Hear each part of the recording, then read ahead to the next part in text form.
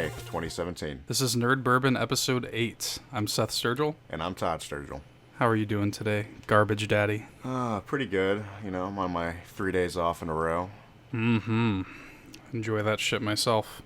It's a nice cold morning in my apartment. I have a hot cup of peppermint green tea. I'm doing all right. You a tea drinker? Not hot tea. I'm not a big fan of hot tea. Really? You're an iced tea man? I'm an iced tea man. And even with that, I'm very particular. I only really like a lemon iced tea. Yeah, how do you handle it? How do you take your tea? Honestly, just shit. I'm the type of You just person... like that half and half? Yeah, half and half's like the good way to go for me. Yeah. I don't know, I just like a hot cup of tea, my go-to. I like peppermint. I like minty teas. I like peppermint green tea. And what I like to do is I have a box of Demerara sugar. Okay. And I use that primarily for when I make an old-fashioned.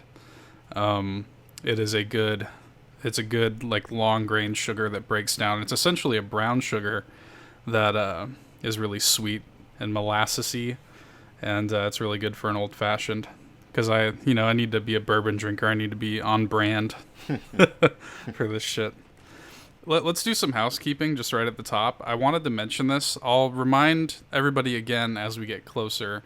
But I do want to go ahead and mention I'm going on vacation at the beginning of September. So you guys are going to be getting kind of we call it an evergreen episode. We're going to record 2 episodes back to back, essentially, so that we don't miss a week. Because I'm going to be out of town. I could record it when I was out of town, but I decided, maybe I should enjoy my vacation. Yeah. So we're going to record 2 episodes back to back, and we'll upload them regularly. So you're not going to miss an episode of Nerd Bourbon. We don't want to ever miss a week, unless the circumstances are like dire. We don't ever really want to miss a week. We want to at least get you guys 1 episode a week reliably. You never have to worry about us fucking up on you, hopefully. And so we haven't really decided what the topics for that are going to be, or exactly how we're going to go about it. But we do know we're going to upload. We're going to get a kind of evergreen episode. But we're probably not going to have like corrections in that one, obviously, because the previous week will have just happened. So that one's not going to have like corrections or any news. It's going to be like a straight kind of topic-based episode. It might be a little bit shorter than normal, but I just want to let you guys know that that's coming probably within the next month or so. With that, I guess let's go ahead and start corrections. Are you ready for some corrections this week, Todd? Oh, let's do it. Begin corrections music, please. The winner of the first Splatoon 2 Splatfest, the one that they had that test fire demo for, the winner of the one in Japan was actually Rock. You thought it would be Pop. I did. You were actually, certain it was going to be Pop. I was 100% sure it was going to be Pop, and I guess I'm wrong. You said it like 3 times. You were like, had to be Pop. Yeah, no, had to be Pop, though. Anyway, it was the topic of the Splatfest was Rock versus Pop. Rock won 2 out of 3 of the win condition qualifiers. The way the Splatfest works in Splatoon 2 is, at the end of every Splatfest, 3 percentages are determined between the 2 team options. You got popularity, solo wins, and team wins. Rock won the popularity with 52%. Pop won solo wins with 52%. And Rock won team wins with 51%. So Rock won, even though it had to be Pop. So the results were split pretty closely down the middle, though, in your defense. Okay. At least I'm not too much of an asshole. No. Stereotyping, cultural appropriation, motherfucker. For comparison, though, in North America, I have these stats too. Ice cream, took the popularity percentage with 76%. It took solo wins with 51%, and Cake won team wins with 53%. So even though ice cream took the popularity vote, the actual win ratios were split evenly too. So I just think the stats that come out of Splatfest are pretty interesting. Number 2 here. I said last week that I wasn't sure how many worlds a typical Kingdom Hearts game has. I speculated maybe 10 to 12. But I now did the research. I have a breakdown of all the worlds in every Kingdom Hearts game so that we can kind of further speculate about how many might be in Kingdom Hearts 3.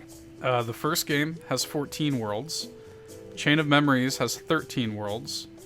Kingdom Hearts 2 has 15 worlds. The DS game, I've never known how to say this, 358 over 2 days, I think it is, has 12 worlds. Birth by Sleep has 14 worlds. Coded, which is a mobile game, has 7 worlds, by far the least in the series. And Dream Drop Distance has 12. So that's an average of about 12 worlds per game in the series. We currently know of 5 for Kingdom Hearts 3, as I said in the last episode. So we probably know, at least I would say, probably at least a third of the worlds in Kingdom Hearts 3. If we're assuming that. Now, I also have to say, I know you're not a Kingdom Hearts guy. This does include kind of like Kingdom Hearts specific locations. Mm-hmm. Like, even though, one has 14 worlds and, blah, blah, blah, those aren't necessarily all Disney worlds. Okay. Some of them are Kingdom Hearts specific worlds and stuff. So, anyway, I think we could probably expect Kingdom Hearts 3 to have like 15 to 20 worlds if it is the largest game in the series. And we already know of 5. So, Little Caesars Hot and Ready prices do vary from region to region. Some areas are still priced at $5 at the base for hot and ready pizza. Some have been raised to $6 or $6.50. The most expensive item I could find on a generalized menu is a combo of their deep dish pizza, an order of wings, and a 2-liter soda for $14.99. It's a pretty fucking good deal. That's still a good deal. Like, come on. Yeah, I mean, I think unless you're in like a huge city, I think Little Caesars is still $5 or $6 for hot and ready pizza. I actually do think in Chicago it is like the $6 now. Mm-hmm. Yeah, that seems legit. I would have to check the Little Caesars near me, but they maybe in a smaller area it's still $5. I have a list of the names of all the Screamin' Sicilian frozen pizzas listed on their website because we were talking about that. We couldn't remember any of the names. We have the Mother of Meat, which is the Meat Lovers. We have Supremus Maximus, which is the Supreme. Bessie's Revenge, which is the cheese. I just had that pizza yesterday. Mambo Italiano, which is their combination pizza. Boss Hog, which is the one you were referring to, which is the sausage with the boulder-like sausages. We got the Holy Pepperoni, which is obviously the pepperoni. The Spicy Clucker, which is the jalapeno chicken. And the Three Little Piggies, which is sausage, pulled pork, and bacon. I'm telling you right now, if I ever see Three Little Piggies around here, I'm picking that shit up. I was about to say the same thing, but for Spicy Clucker, I did not know that was a thing. I've never seen some of these. These are the ones that are listed on the website. Now, I'll say this, though. There are pizzas that they have that I've seen out in the wild that were not listed on the website. So I saw one that was called Friar Cluck, which is like a chicken pizza. No spice or anything like that, but it was just chicken. And they don't have that listed on the website, though. So there might actually be even more Screamin' Sicilian pizzas that are regional, which is interesting. Okay. And then the last correction/clarification I have this week is after your Escape 4-bit in the last episode, I said that I was sad that I hadn't mentioned Breath of the Wild up until that point. Well, that was incorrect. I did, in fact, mention Breath of the Wild earlier in the episode. I didn't realize it. But around the 19-minute mark, my exact quote is, yeah, you get me talking about Kingdom Hearts, I'm not going to shut the fuck up. It's just like Breath of the Wild. If you get me started, it's not going to end. So, I mentioned Breath of the Wild literally subconsciously. That's terrible. It is terrible. But that's all I got this week. And corrections music, please. Let's see. Let's talk about what we've been doing. What have we been playing? We'll get into. I have on here a throwdown of San Diego Comic-Con news, but let's get into that a little bit later because I feel like I've been talking too long. You start us off. What have you been doing? Well, shit. Like before we started recording, I was playing the Route B playthrough of Nier.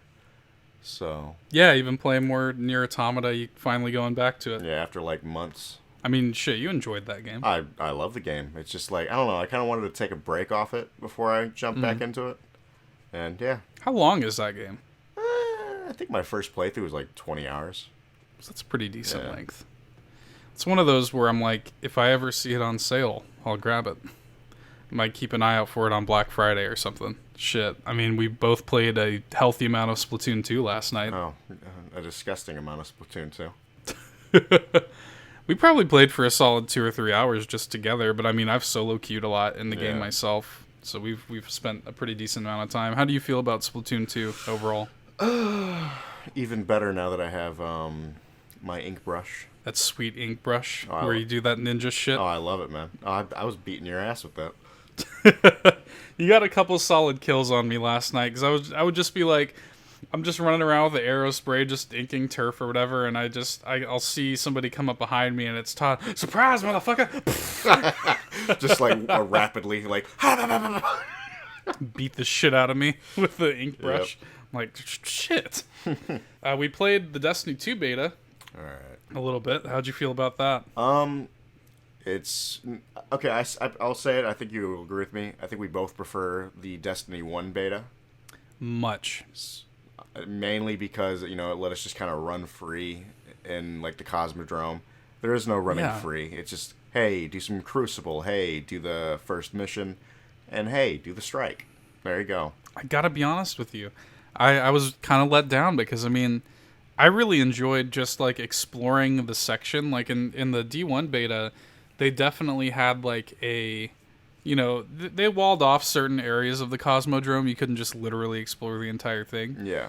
But you could explore a big chunk of the Cosmodrome and kind of get a feel for the area. Mm-hmm. And, you can do some, like, patrol missions and shit like that. And I don't know, I really enjoyed that. And here, because, I remember playing the Destiny 1 beta the entire time it was going on. And they had the tower in there and stuff like that you could explore. Here, it's like, okay, you get, like you said, you get a taste of the first single-player mission, which was great, right? I really enjoyed it. It was a good mission. Mm-hmm. You get Crucible, which I've never been huge into Crucible, so that basically is meaningless to me. And then you get the Strike, and it was a good Strike. You and I played through the Strike together. It was good. Yeah, it was a solid Strike. Solid Strike. I hope the rest of the Strikes follow this one's pattern of being, like, more mechanics-based. Yeah. Because I really liked how mechanical the Strike was. Like having to go through the different floors and the different damage types and stuff like that. Yeah, it was a lot of fun. I really liked that about it, and it seems like it's going to be a really good, like, early game Strike. But that's it. They turned on the farm, which is one of the new hubs in Destiny 2. They turned that on for an hour on the last day of the beta. So it's like, what? Didn't they? They actually extended it, from what I understand. Oh yeah, you're right. They extended it for an extra day, but the farm was still only available for an hour. Still though, so I'm just saying, I saved you from adding that to the corrections next week. This is true. But man, I don't know. Destiny 2 beta was a little bit of a flop for me. I was kind of looking forward to playing it for like a solid week or something. Yeah. I definitely agree with you. I definitely enjoyed playing the new Titan class, Sentinel. That was fun. Yeah, the new Hunter class is fun too. It's not...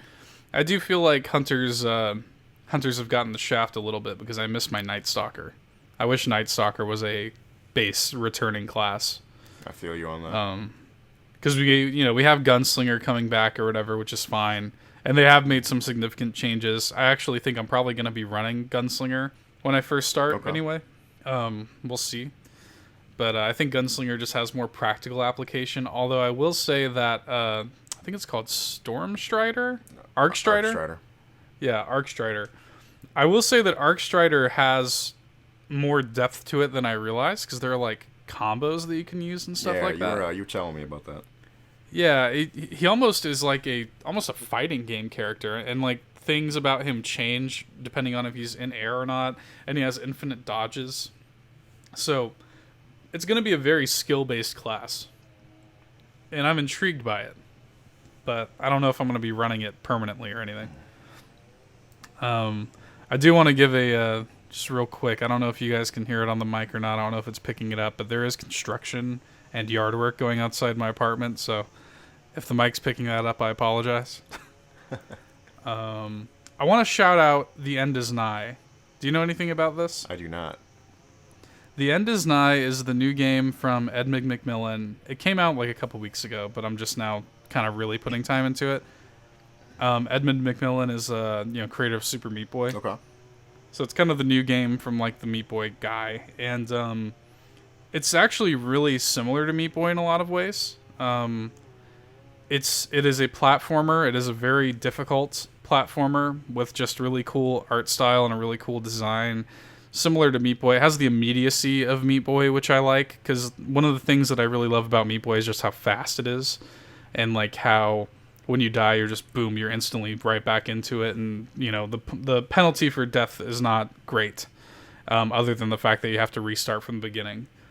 And I don't know, it just has a cool style, and it's apparently pretty long. There's like 700 levels, I think. It's pretty in depth. I think it's like $10 on Steam. It's coming to Switch later this year, but right now it's only on PC. If you're a fan of Super Meat Boy, I highly recommend it. And the last game I really want to shout out real quick is the Jackbox Party Pack 3. And this kind of pissed me off. So I had my younger siblings over last week, and in preparation for that, I was like, shit, man, it's been such a long time since I've played some like local multiplayer games. You know, like when's the last time you played a fucking local multiplayer game? Years ago. You know? Yeah, I mean, just do you even remember what the game was? Nope. Probably like on some real shit. Probably like Mario Party. You know what I mean? Just they don't make them like they used to. That used to be a thing when I was younger. Like you would have people over and you would just have like these big local multiplayer parties. Yeah, I feel you on that. So my younger siblings, you know, they hadn't really ever been to my apartment for like an extended period of time, so I wanted to have them over, and I wanted to buy some party games. Well, the night before, I picked up Quiplash for like $10, and the day of, they had a sale, like a flash sale on PSN, that discounted not only the game that I just paid full price for, so that sucked, but you know all the Jackbox Party Packs were discounted significantly. They're normally $25, and I got it for $10.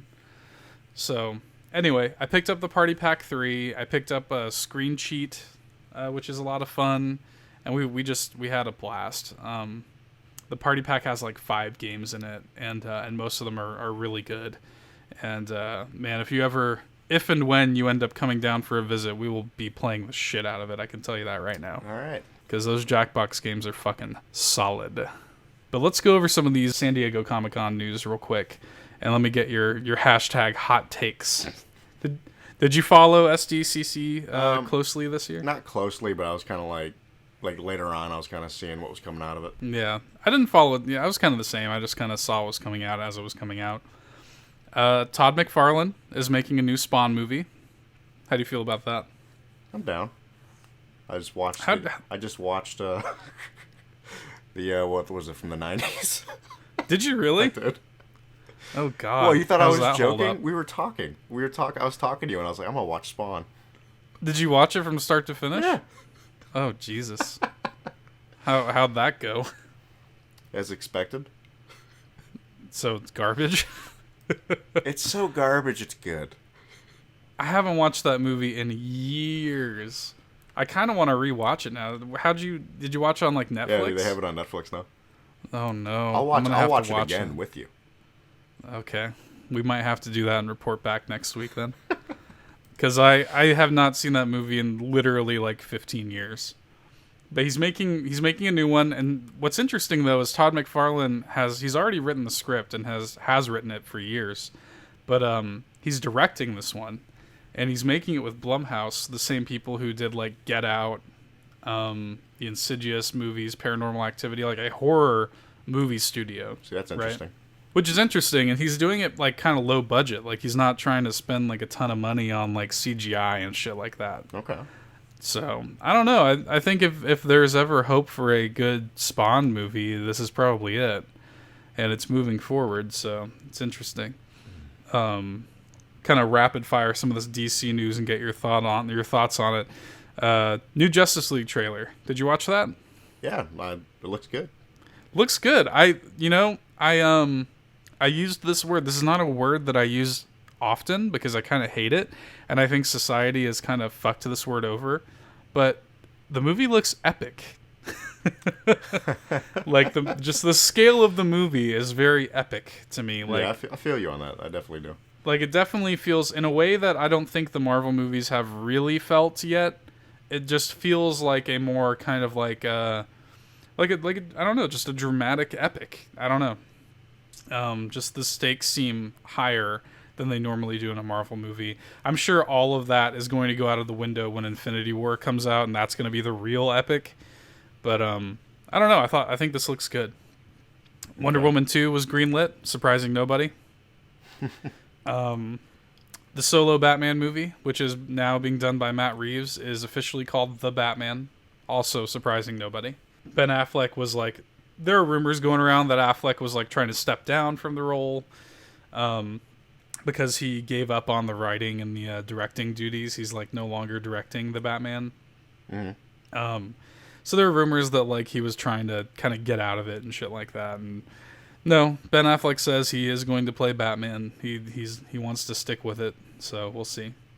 But they announced their upcoming slate of DC Universe movies, including Shazam, which is weird. They said they were going to make a Shazam movie, but it's weird that it's coming up like soon. Yeah. I think they said it's 2019. I'm like, really? You guys are just going to do Shazam that soon? Like, okay. Yeah, whatever. We're getting a Suicide Squad sequel, which is, again, not a surprise.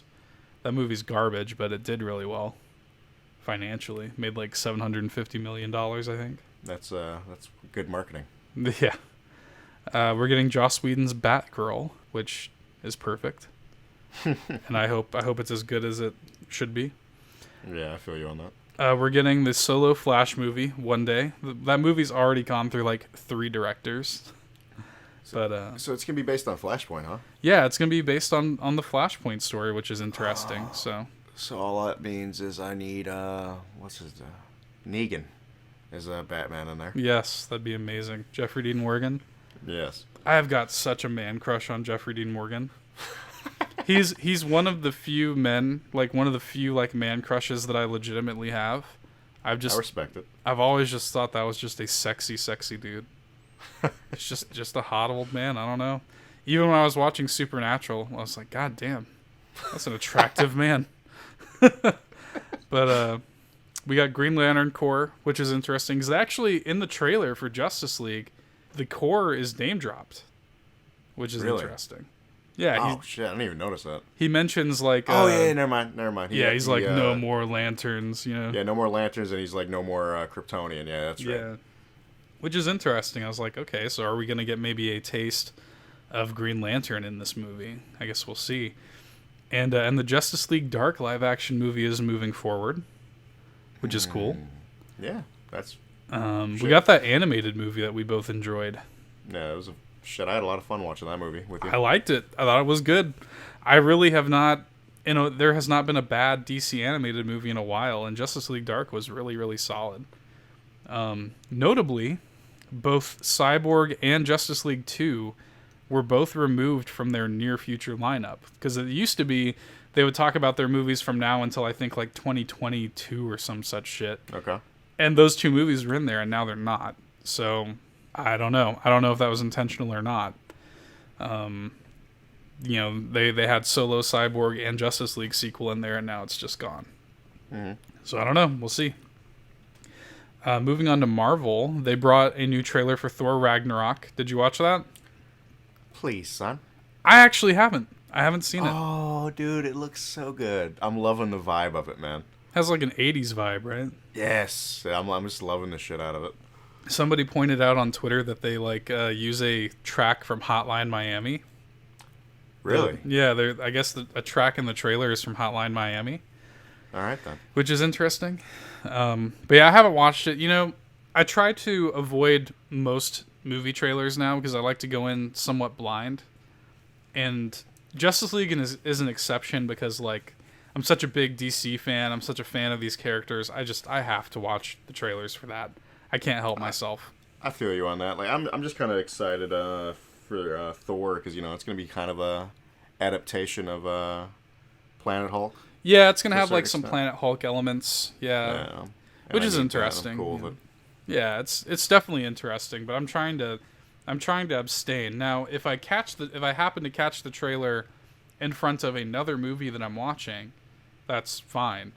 but I don't like go out of my way to watch most trailers anymore. Because I just like to be surprised, you know. And this is the example that I always go back to. When I saw Avengers, right? Spoiler alert for Avengers, I guess. 5 or 6 year old movie. At the end of it, that post credits, scene is with Thanos, right? And I just remember there was a guy, and it had been leaked to hell and back, before the movie came out. But I just remember there's a guy in the back of my audience just going, "Fucking Thanos! Oh my god!" He's like freaking out. And I've never really had that moment, And now that I'm kind of abstaining from kind of leaks and trailers and shit like that, you want to try to get those moments, yeah. Okay. Yeah, you know what I mean. So, but they had that. They had some more footage of Infinity War and Black Panther, which we haven't. I don't think the public was able to see. I just saw Cap with that sexy beard. I've actually seen. So I did find the trailer for Infinity War. Yes. Nice. Was it nice? Yes. All right then. Hot takes. I saw some spider sense. I'll say that. Really? Yes. Because that was some shit that people were complaining about with Homecoming. Oh, yeah, where's the fucking spider sense? There's one shot with Tom Holland. He's in a bus. The hair on his arms stand up. Ah, okay. Everybody, everybody in the audience, at San Diego Comic-Con is like, "Oh shit!" Interesting. Okay, well, that's cool. Yeah. They revealed that Captain Marvel is going to be set in the 90s, which is awesome. So they got their 80s covered now, and then they're going to have their 90s covered. It's going to deal with Skrulls. Well, that's interesting, right? I mean, shit, I'm down. That's cool. I'm see if they deal with that secret invasion shit. The Skrulls are interesting. They're a really interesting wrinkle of the Marvel universe. I wonder how they're gonna fit them in. And then I just want to drop that fucking Stranger Things season 2 trailer. Oh my god, so good, dude. Did you ever get around to finishing season 1? I never watched it. Oh no, Todd, what is you doing, baby? What's wrong with you? It's hard for me to watch TV shows. It's like 8 episodes. It's a long 8 episodes. I'm telling you, you gotta watch it before season 2 comes out. Stranger Things. Watch them with me. I will watch it. I will happily watch it with you. Stranger Things is by far the best Netflix original series, in my opinion. Okay. It is so fucking good. Yeah, I'm gonna have to force you to watch this one. Because season 2 comes out, I think on Halloween, which is perfect, and it looks fucking amazing. The new trailer was so good, I can't wait.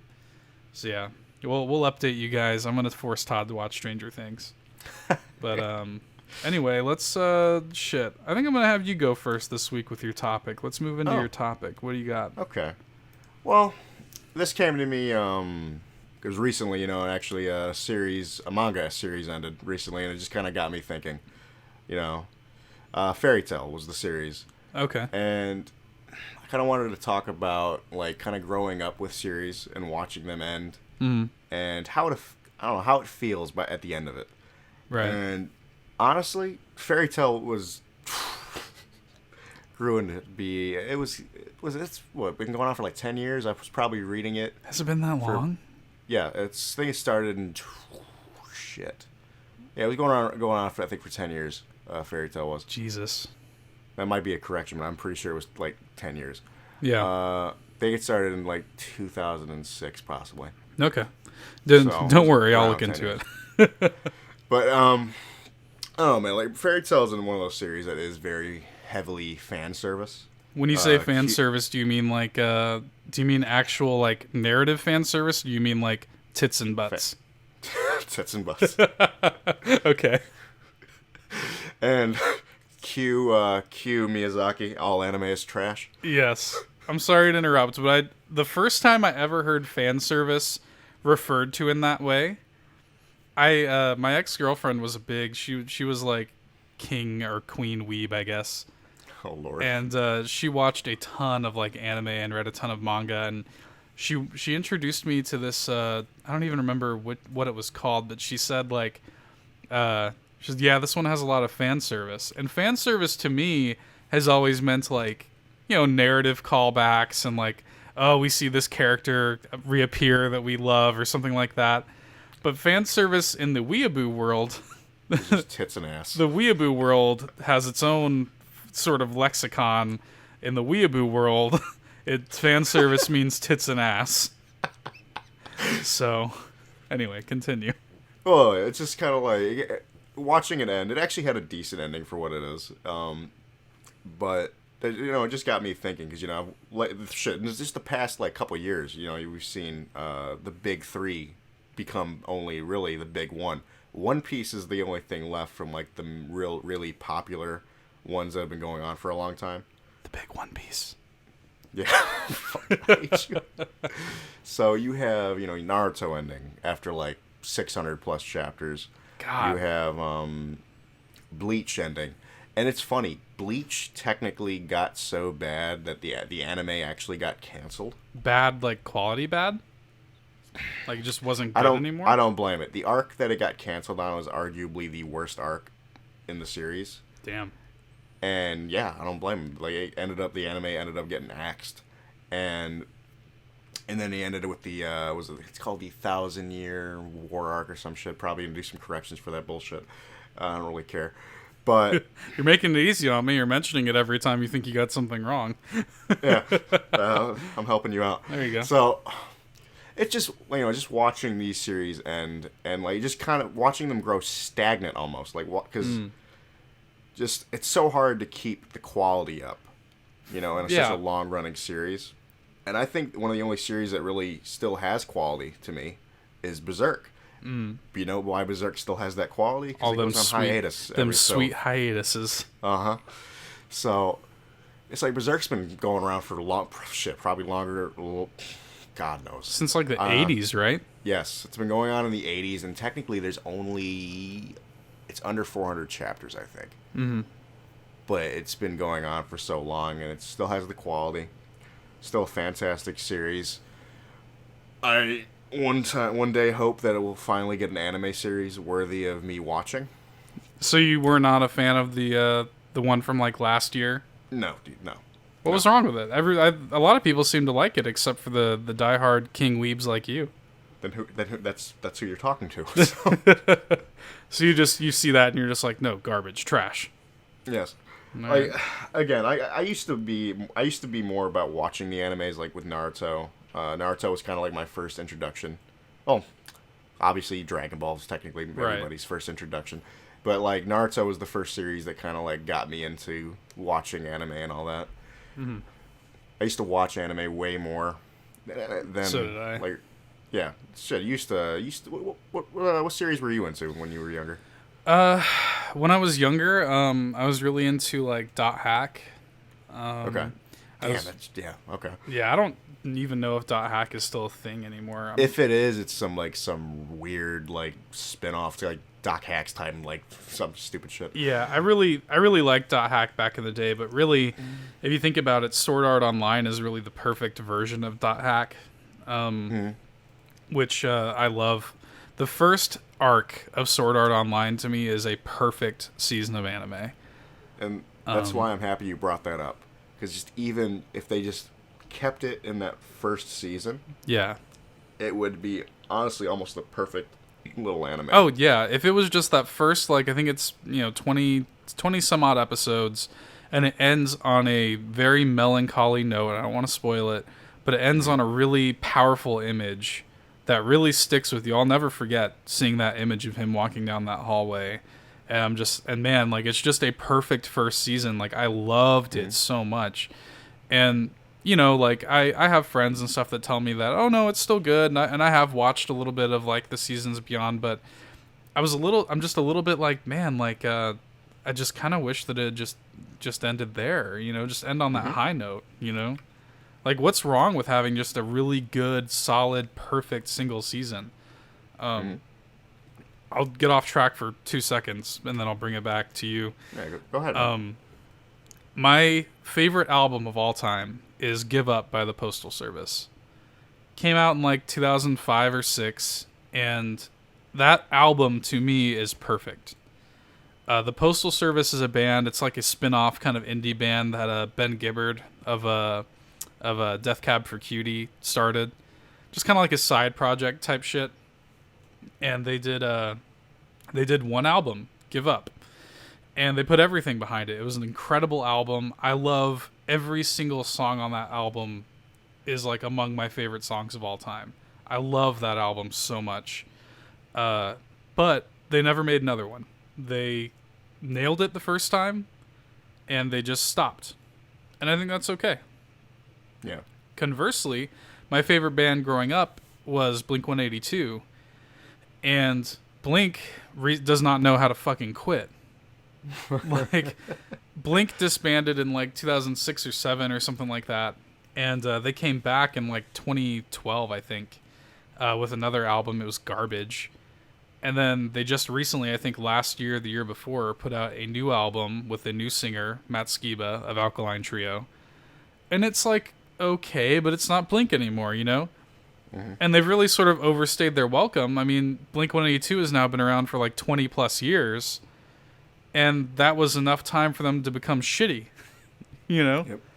I would rather take the Postal Service's one perfect, beautiful album over Blink-182's like 9, you know, good ones that turned into shit. And I think that relates to what you're saying about anime and manga. That's exactly where I'm standing. Is like I really, it's kind of sucks. Like half the time, like I'm watching these, like I'm reading it now. I don't really watch it anymore. Yeah. But as I'm reading these series, more so than anything, I'm reading it out of obligation, because I just want to see how the story ends. Right. But half the time, I'm just like, damn, what happened? Yeah. Because I remember reading Naruto back when, like, the last couple arcs. I'm just like, what the fuck is even going on? And now they have, like, don't they have, like, a new series now? Boruto or whatever? Yeah, Boruto, The Next Generation. I'm actually reading it a little bit. Mm. I actually won't lie. Because I think it's a monthly series. That's something, at least. Yeah, I mean, it's whatever. It is what it is. I give two shits any. I'm gonna be honest with you. What manga do you, now that you just said Fairy Tail ended, and you said that there's, you know, One Piece is the only one of the big 3. What are the other 2 that you consider? The original big 3. The original big 3 was One Piece, Naruto, and Bleach. Okay, and Naruto and Bleach are both ended now, and okay, yes, I see. And One Piece has no end in sight. Isn't it like 900 plus chapters? Something like that, yeah.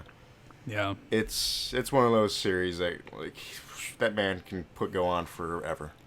Yeah, I mean, it's, you know, more credit to him, I guess. It's a super popular series. Yeah. What do we want to, before we move on, do we want to shout out some anime or manga other than the ones that we've already kind of called out? Oh, I didn't call out One Punch Man. Check that shit out. One Punch Man is good. Also, was it Boku no Hero Academia or whatever, or My Hero Academy, either way. Mm-hmm. Boy, that was a few glorious seconds of true weeb right there. I hate you. Yeah, said the Japanese title and everything. I know I did. It's terrible. Those are honestly like the 3 series I really like enjoy nowadays. It's Berserk. I've always enjoyed Berserk. One Punch Man and My Hero Academy. Those are like really solid series for me. Yeah. I mean, there is old series that like pop up here and there because it's like they've been on hiatus for years. Like there's one that I've been reading for years. It's D. Gray Man. Mm-hmm. That's the same with Berserk, but I honestly feel like it's worse. It's just like the hiatus a chapter is worse? will come out. Yes. Oh God. And it's just like, honestly, I was reading comments on a forum recently, and it's just like, I'm gonna be real, I don't even know what the hell's going on. Like, wow. Because that's what everybody in the comments, they're like, this shit that comes out so infrequently, we don't even know what's going on anymore. You know, I like manga. I like manga. I actually have the first volume of Berserk that I still need to read. Because I wanted to collect the whole thing physically, and I want to get into Berserk. I really do.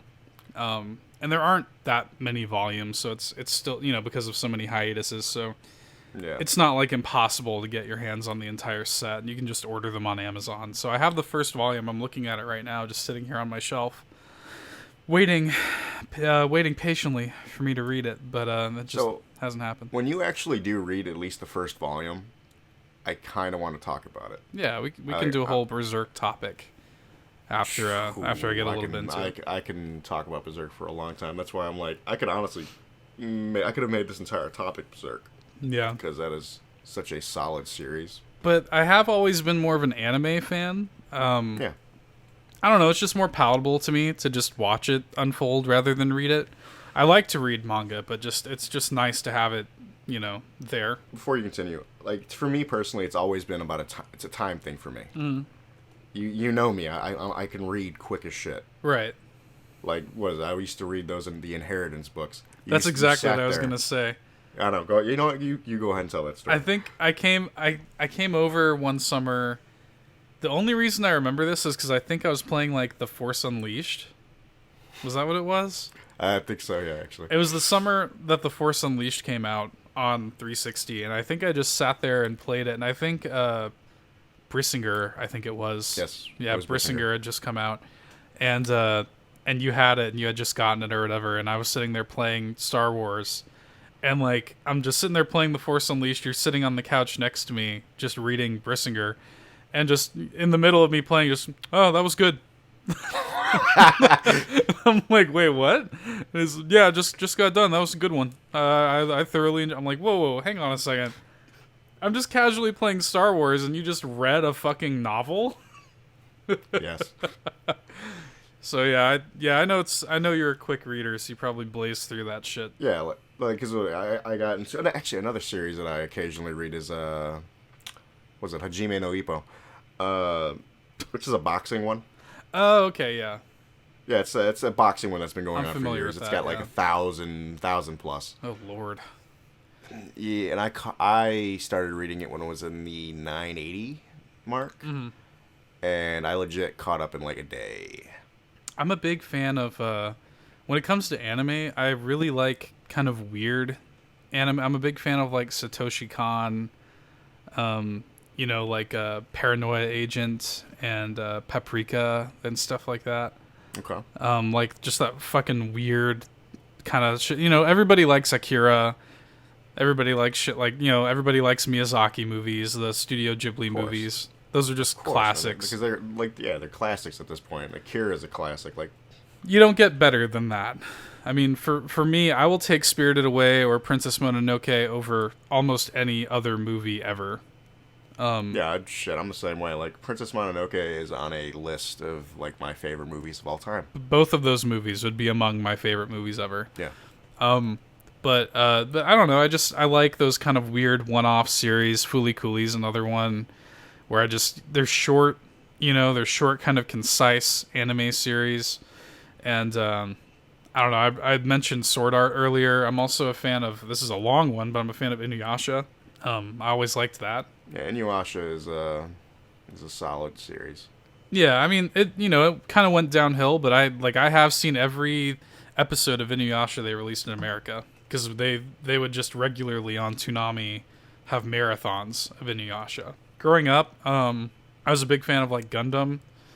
I was never a huge Dragon Ball Z kid, and I still am not a huge Dragon Ball guy. But you're on the opposite. At least you respect it for what it is, though. That's something I can respect. Yeah, I totally respect Dragon Ball, but I've just never been a huge fan of it personally. It's not enough character. It's too much action. See, I just actually got into this discussion with a buddy of mine at work. Because he's into Dragon Ball, and he's into like the mainstream shit, like Naruto and Dragon Ball. Right. And that's what I gotta respect. You look at him, you would not think he's into it. That's fine. Yeah. And that's the thing. I like that the mainstream series like that kind of bring people together. Right. And you can actually have a conversation. I'm sitting there, it's my buddy. I think I've told you about him. My buddy John at work, and he even says it himself. Like, I don't look like I like this shit, but I love it. I completely respect that, and and I respect those series for what they are, but it's just not my personal cup of tea. Yeah. I think that's the same reason why you didn't really like One Punch Man. I do like One Punch Man. But it still has that, like, it doesn't have enough story for you. Yeah, that's exactly. I like One Punch Man because it's a satire, and I think One Punch Man is really clever.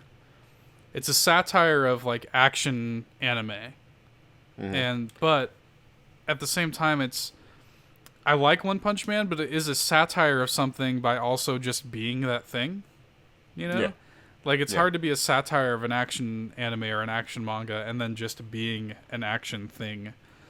I've never been a big fan of things that are solely action. You know, you can have action in there, but it needs to be, for me at least, more about the character. Yeah, I definitely feel you on that. And you know, that's just how I am personally. But yeah, you know, growing up, the big things for me were like Gundam, Yu Yu Hakusho, Rurouni Kenshin, you know, Cowboy Bebop, Outlaw Star, Case Closed, or as it's known in Japan, I think it's Detective Conan. Yes, it's Detective Conan in Japan.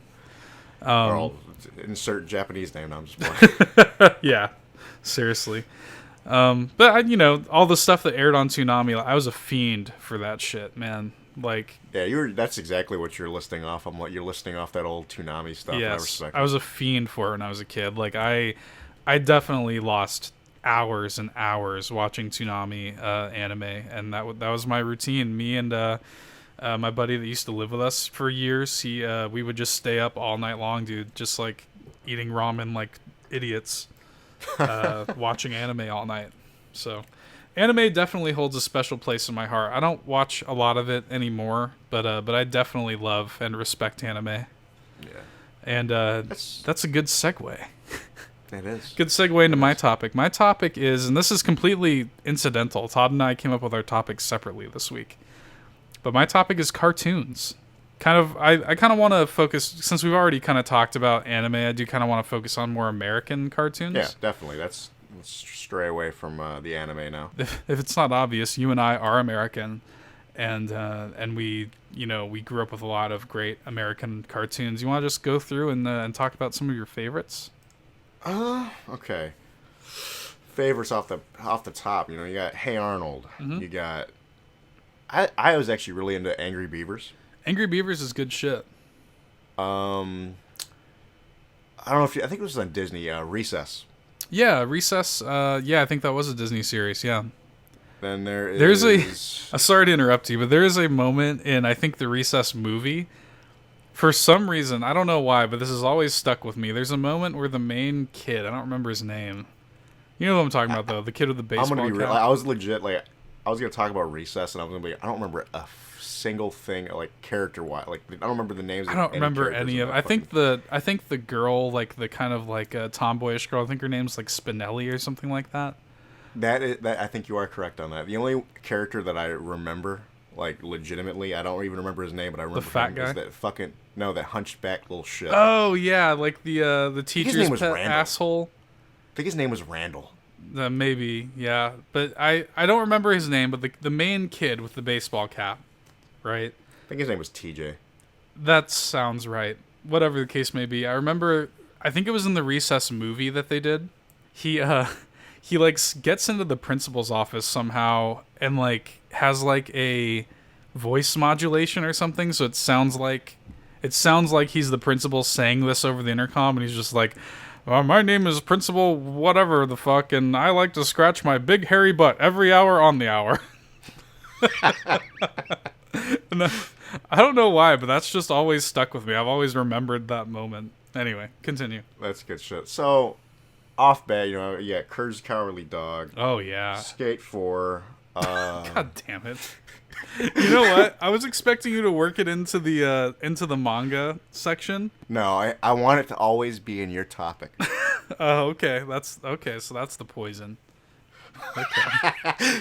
That's the poison that you're slipping in.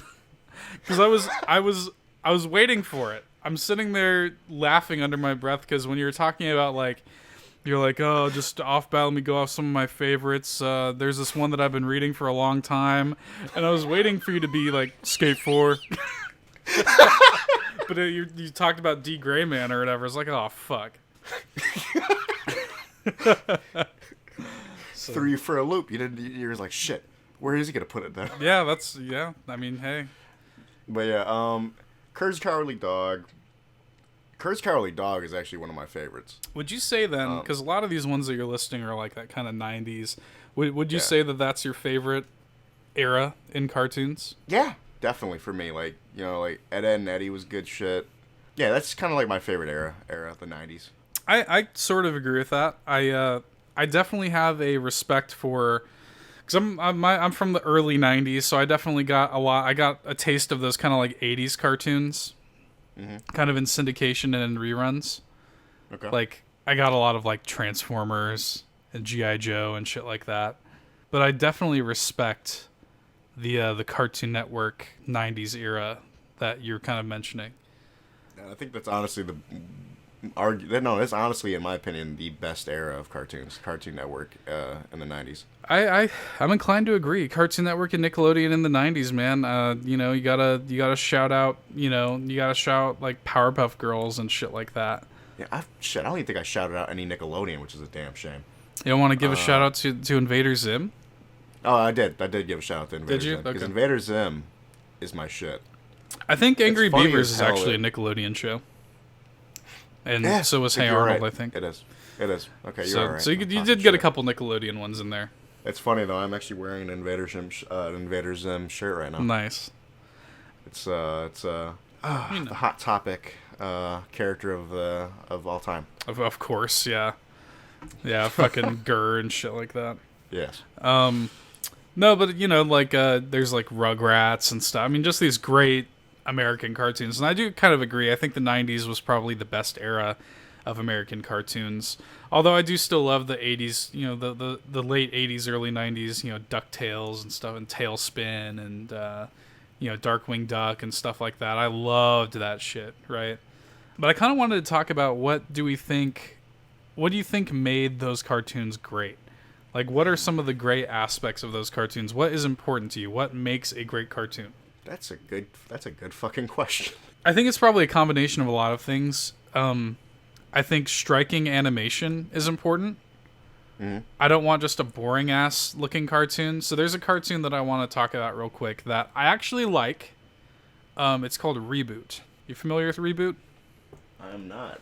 Reboot was a Cartoon Network / Toonami show that was done in very primitive, because this is the 90s, right? Very primitive kind of CG polygonal animation. Good show. I liked that show when I was a kid. I don't know how it holds up now, and I think they're actually talking about quote, rebooting it. I'm gonna be real with you. It ain't gonna hold up well. I'm looking at a picture of it. But it looks like shit, right? Even back then, it looked like shit. Like it did not look good, and it just looked boring, and it seemed like they were trying to be on the cutting edge, and it just fucking failed, Yeah, it looks pretty bad. But if you, I didn't know the name of it, but I actually do remember watching that. yeah, it just looks like trash, dude. And it even did back then, and like I said, I remember liking that show when I was a kid, but like not a good style, So I think animation quality and art is a very important part of American cartoons. In America, the animation styles are a lot more diverse. And if you look at a show like Ed, Edd and Eddy, which has its own very distinctive art style, And before you continue, when we say American, some of these are, I think, Canadian. Yeah, just North America in general, Okay. Yeah, I think you're right. Ed, Edd and Eddy speaking of Ed, Edd and Eddy, I think that is a Canadian I think show. you're right, yeah. What am I?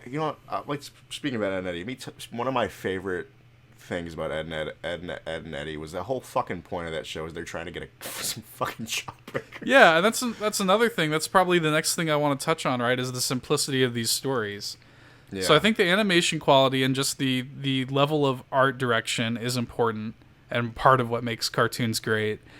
I think, like I said, you need a distinctive style. If you look at Courage, Courage is a gorgeous looking show even today. Oh yeah. Had a really nice, like, kind of dark art style. Just a dark show in general. Yeah, a really dark show. I loved it. But it definitely has a unique look that is immediately striking, especially to a kid. Invader Zim with that Yonan Vasquez art.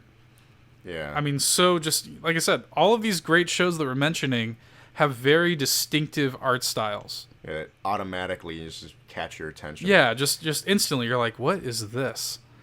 And then the simplicity of the shows, you know, a lot of these shows can be boiled down to just one baseline. Like you said, Ed, and Eddie, at the end of the day, every episode, they're just trying to get some fucking jawbreakers. Kurt's Cowardly Dog always just keep Miriam safe. You know, keep the family right. safe. Keep the family safe, you know, by being courageous. That's the whole point of that show. And these shows just have a very simple objective, and they tell complex stories within that objective. And I respect that. That's something that is almost exclusively for syndicated American television, or, you know, Canadian, you know. I guess Western in general television is very simple, probably because we're all stupid. But it's much more on a base, you know, on balance. It's a much more like, you know, the objective is simple. And I think that's another important aspect of this. Do you think, I want to get your opinion on this. How important do you think it is for a cartoon to teach something? Because a lot of cartoons are at least perceived to be for kids. Yeah, a lot of cartoons, even back then, I think definitely had like, you know, those like little life lessons in it. I have no problem with that, you know. No, neither do I. Actually, yeah, I think it's a good thing to have. You know. Do you think that's an important part of what makes them great? Is the fact that they do kind of teach you something along the way? I think I think it does actually. I sort of do too. You know, because I think there is something to, like I said earlier, courage teaches you how to be courageous. You know, and yeah. There's actually a few modern cartoons that I'll talk about a little bit later that teach kids, I think, important things. And I don't know. I think that does have something to say about it. And I think that's why a cartoon like, say, SpongeBob. And don't get me wrong, I actually really like early SpongeBob. I think it's a really funny show. No, early SpongeBob's good. Like, again, one of my favorite images of all time, meme-wise, is a picture of old SpongeBob like looking in the mirror. And it's like the new like design SpongeBob. It looks really weird. Oh God! Compared to the old SpongeBob, and it's like, it's basically like waking up to some bullshit about like what's that fucking line from? It's like a line from The Dark Knight, I think. Wow. You know, the bullshit with like waking up and becoming the villain. You can either die a hero or live long enough to see yourself become the villain. Yeah, that's basically the quote they use with that with those images and that image of SpongeBob. It's pretty good. Nice. No, SpongeBob is a good example of a show that sort of lost the plot, you know? Like, not even just the art style, as you said, the art style's changed, but just, it sort of did kind of lose track of, like, what it was, and it sort of did, you know, I don't think the show ever had, like, a huge, like, teaching kids something focus, but it definitely did lose focus along the way. Yeah. I want to talk about, because a lot of these shows are getting rebooted. We just got a Powerpuff Girls reboot. You know, before we continue though, I feel like we're only talking about kids cartoons. Like, we gotta talk about some adult animation. Like, what did you have in mind? Like Archer. We have Archer. We have Futurama. Oh, we have Simpsons. I had those coming up in the modern cartoons, but you're right. The modern, okay. But you're right. You're right when you say that we do need to talk about like Simpsons and South Park. And, you know... Futurama to a certain extent, because, I mean, it did come back recently for a little bit. Futurama is an older show still, though, and, I mean, even, like, Family Guy is an older show. Yeah. You're right, yeah, you're absolutely right, because older cartoons and adult cartoons are definitely still important. I mean, I think Simpsons has kind of gone downhill a little bit. Yeah, I haven't watched it, and I'm gonna be real, hands down, I haven't watched Family Guy, American Dad, Simpsons in like years. I have not consistently watched those shows in years. The only show that's still going on that I consistently watch is South Park. Same. South Park's like, I will always make sure to watch that. South Park is still, to me, consistently funny. I don't really like the direction they're taking narratively. With the overarching storyline? I don't really like that. I don't hate it, but... I'm like in the middle of it. Like, I don't mind it, and I don't, you know... That's what I'm just sort of like, for me, I prefer the more punchy, like, single story arcs that happen in a single episode. Yeah, I definitely agree with that. But, you know, what they have now is still fine. I think the important part is that South Park is still very funny and still very topical, and it's hard for a show like that to stay relevant for as long as it has. So I respect the shit out of South Park. Futurama, I think we both sort of have the same opinion of. It was nice that it was brought back, but it ended perfectly. That was, if they try to bring it back, I'm legit gonna like sign a petition not to, because like I am so happy with the way that series ended. Futurama ends perfectly. It's great. It's a fantastic. I love Futurama. I think you and I are both in agreement that Futurama actually outpaces The Simpsons. Oh, I think The Simpsons is a good example of a show that has gone on for too long, and I love The Simpsons, man. There is such a huge part of my heart that is devoted to The Simpsons. I'm a huge, diehard Simpsons fan. But The Simpsons, and I think actually, when you and I were at Granny's like 2 years ago, didn't we actually watch some Simpsons? Yes, we did. Like, I think we watched a couple older episodes, and we watched like a few newer episodes, and they were okay, you know. Again, they get the job done, but are they fine. As good as the older ones? You know, no, because not at all. And I mean, I love. And one of the things on vacation, Universal Studios Orlando is where I'm going, and they have a huge Simpsons themed section of Universal. I can't fucking wait, dude. That's gonna be awesome. Yeah, like you can get a Krusty Burger, you can get a Lard Lad donut, you can get a Duff beer. You know, it's legit. I'm looking forward to it. I love The Simpsons. I think the last really good thing The Simpsons did was probably the movie back in 2006. The Simpsons movie was good shit. I'll never forget that scene of Homer when he's going down that sinkhole or whatever. Just flipping everybody off and his fat ass gets stuck. And he'll just kick his head. So good. But I think you and I are both in agreement that Futurama is better in just about every way.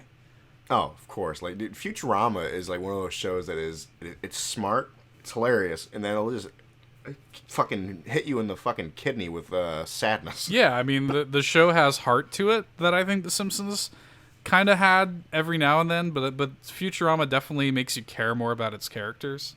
Oh, definitely. And it did so in a lot less time. You know, Futurama got canceled at one point and rebooted, and I just think the way it ends is just perfect. Though don't bring Futurama back.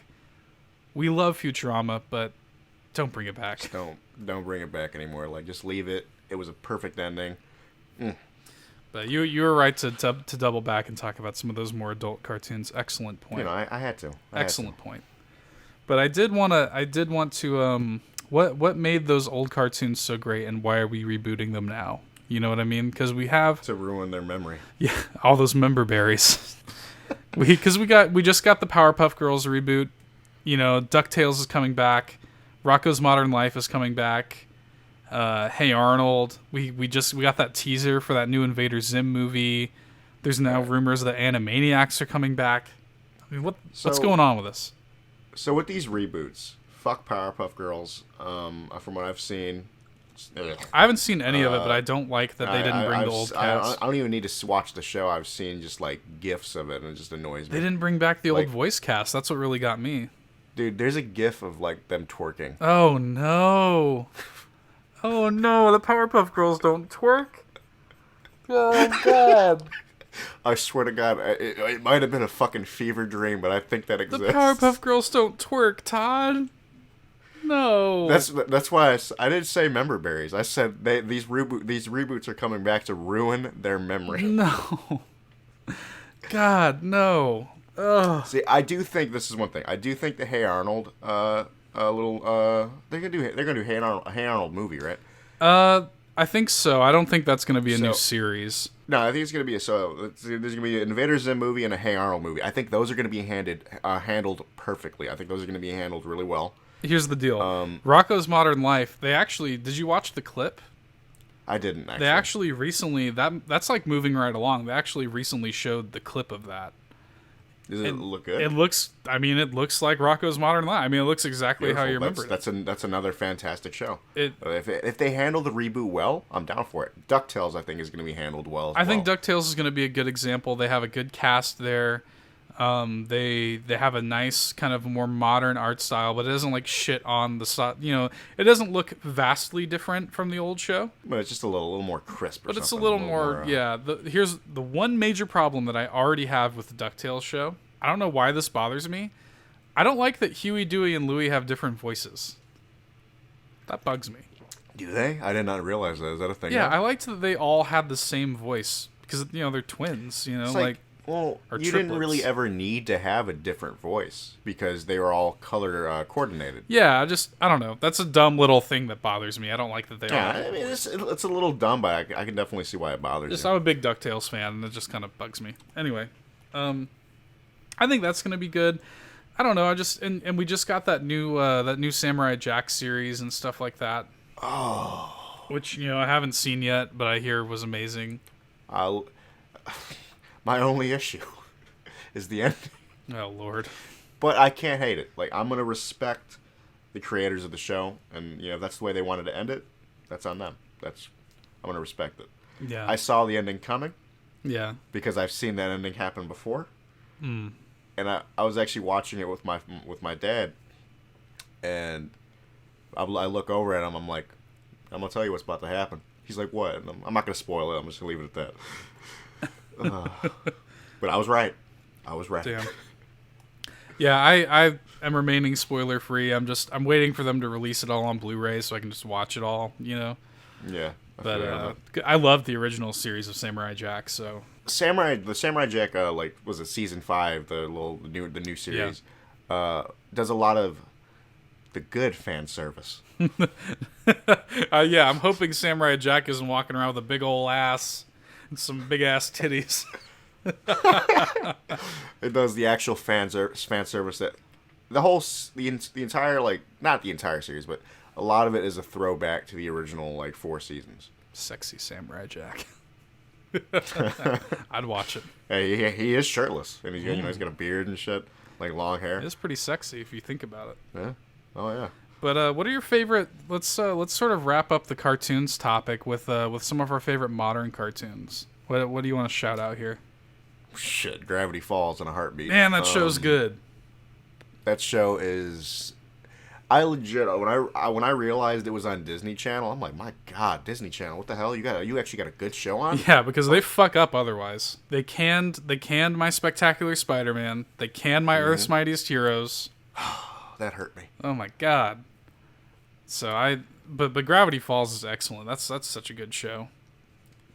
Definitely got to shout out Adventure Time. I actually came to Adventure Time later than because it was actually you that got me onto it. Yeah. I love Adventure Time. I actually am going to go out on a limb and say that I think that Cartoon Network is let me prepare the ground for the statement I'm about to make, 'cause it's a ballsy statement. I think that modern Cartoon Network is as good as it was in the 90s. Parts of it, not all of it. Parts of it. I don't think there's as the breadth of shows that they have, but I think that the shows that they have right now are so good. The shows that are quality are very quality. I love Adventure Time. I'm a huge Steven Universe fan. Never got into it. We were talking about it recently. You were telling me good things. It's so fucking. I mean, that show. I would say that Steven Universe is better at what it does than 99% of anything Cartoon Network has ever done before. And like I said, I know that's a treasonous statement. Well, the main reason why it hurts me so much is because Teen Titans Go is a thing. Yeah, there's the shitty stuff, right? There's the Teen Titans Go. There's the the twerking Powerpuff Girls. The Powerpuff Girls don't fucking twerk, man. Again, I'm hoping that I'm wrong about that, and it wasn't just some fever dream. I gotta look it up. But, that's just a true statement. The Powerpuff Girls don't fucking twerk. Anyway, but Steven Universe, I really do think that Steven Universe is the best of all of the things that we mentioned earlier that we said make cartoons great. Has an amazing art direction. Steven Universe's art is so top tier, from the background art to the character designs and to the actual quality of the animation. It is so top tier. The voice cast is excellent. The story, it's as complex. It gets complex throughout, but it stays grounded and it stays simple, and I love that. Yeah. And the characters are amazing. The world is amazing, and it has incredible music. I think the thing that Cartoon Network has done with their modern cartoons that is amazing is they've sort of let the artistry come through from the artists themselves. Okay. So Pendleton Ward created Adventure Time, right? And that show is so Penn Ward's style, you know? Like, that show is so uniquely him. Nobody but him could have made that show. Mm-hmm. Quintel, J.G. Quintel, I think is his name, made Regular Show, another Cartoon Network show that I loved. Just recently ended. I've seen a couple episodes. It's good shit. Yeah, I love Regular Show. And that show is, again, his show. Like, it is very specifically him. Nobody else but him could have made that show.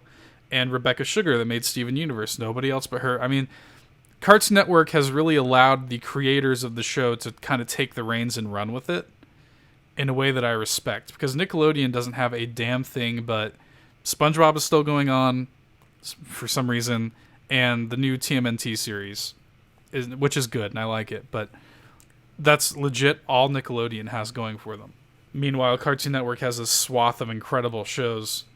Yeah. And Disney, I mean, we already talked about Disney. They're just shitting bed. I also want to talk about shows like more adult, modern shows, like Bob's Burgers. We're both big fans of. Oh, Tina's my girl. Tina and her butts. Mm-hmm. I was actually just watching Bob's Burgers last night. It's a great show. Took a while to grow on me. I think I even told you that. Like, just give it a little more time. Yeah. I think if you don't like Bob's Burgers by the first few episodes, because it definitely has a... I think all of the H. John Benjamin shows have a unique kind of a dry sort of style, you know? Yeah. So, be it Archer or Bob's Burgers, or the crossover of Archer and Bob's Burgers, which was amazing. Yeah, I love that shit. I think it has a very unique sort of like sense of humor that you kind of have to acclimate yourself to. Mm-hmm. So if you like it, you like it. If you don't, you don't. But I think give it till the end of the first season and you'll really like Bob's Burgers. The same can be said of Rick and Morty. I fucking love Rick and Morty. Holy shit, dude. Rick and Morty is probably... It's right up there with Steven Universe as my favorite animated series that is modern. It is so fucking good. Rick and Morty is so smart, so funny, filled with fantastic characters. I love the art direction of it. That's a fucking great show. And season 3 is actually starting up in just a few days. Yeah, I feel like we need to watch it together. Oh my god, it's so good. Well, it's like you actually are the one that got me into it, and it's just like holy shit, it's too damn good. So Rick and Morty has had me in tears, and like it's also kind of like there are a few moments in Rick and Morty that kind of tug on the heartstrings a little bit. Yeah, like it can elicit emotion. It can be hilarious. It can be dark. It can be smart. I mean, dark is an understatement. Yeah, dark is a fucking understatement. Just an amazing show. I really, really like cartoons. Be it anime or... You know what's... Holy shit. We're, like, coming to an end, and we haven't even, like, gave a shout-out to, like, Avatar The Last Airbender. Oh, my God. You're so a series right. that we both fucking love. You're so right. What an incredible omission. Yeah. Oh, my God. Avatar The Last Airbender. What an amazing show that is. I mean, you almost can't get better than Avatar The Last Airbender. Yes, that is on the list of, like, all-time favorite, like, animation series in general. Like...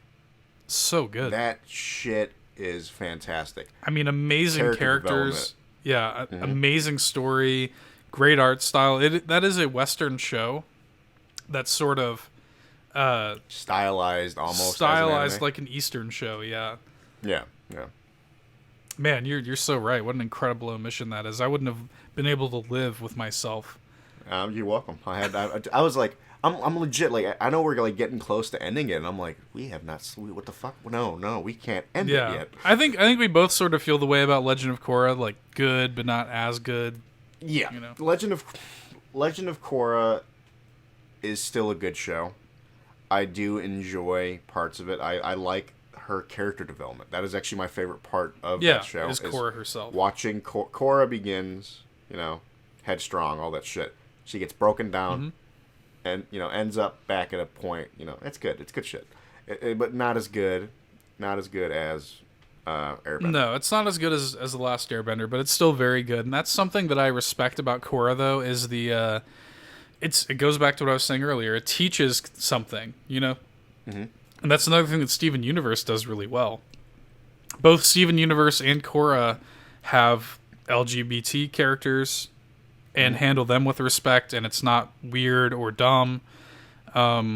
Steven Universe touches on like relationships and anxiety and depression and like important, heavy, topics.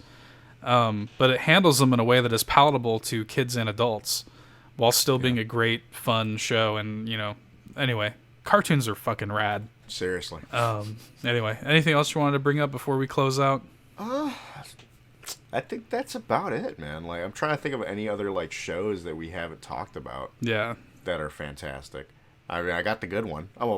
We can always talk about Batman the Animated Series. Oh my god! Oh my god! Bringing in the heat. How could I forget about Batman, dude? Like, you're right. Fuck, man. Like, the Batman the Animated Series. What an incredible show. I mean, god damn. I mean, there are so many amazing cartoons that mean the world to me. I'm sure I'm going to think of 50 others by the time we close out this show. That's legitimately, that's where I'm kind of trying to get to. It's just like, we're talking about a lot of good ones, and there's still more that we could talk about. This episode can go on for probably like fucking 5 hours. We're like an hour and 20 in, I think, and this show could literally go on for forever. I mean, cartoons are just that good.